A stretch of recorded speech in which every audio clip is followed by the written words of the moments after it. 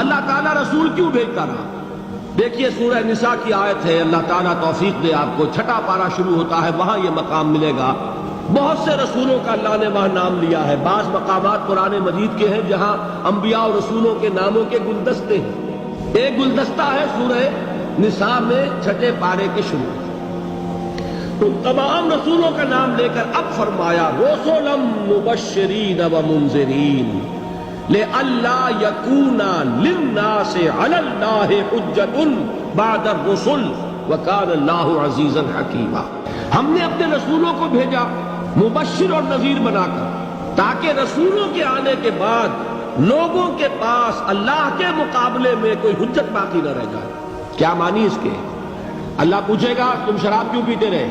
کہ اللہ تو نے ہمیں بتایا ہی نہیں کہ حرام ہے، دلیل ہو جائے گی کہ نہیں؟ ہمیں بتایا ہی نہیں کہ حرام ہے۔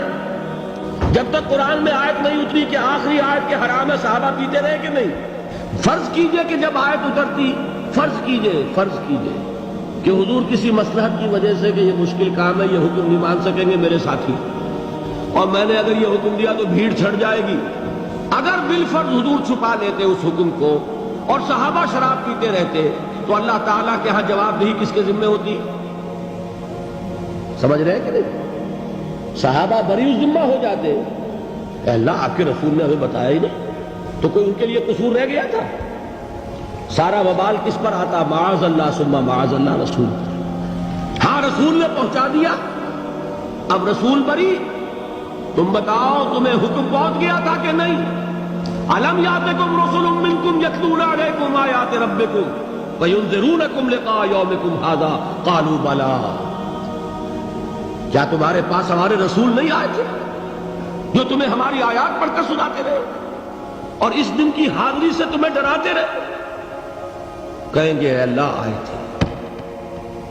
اب کوئی عذر رہ گیا؟ اور اگر نہ آئے ہوتے تو کچھ تو عذر پیش کرتے رہے، اللہ ہمارے پاس رسول نہیں آئے، ہمارے پاس تیرا کوئی پیغامبر نہیں آئے۔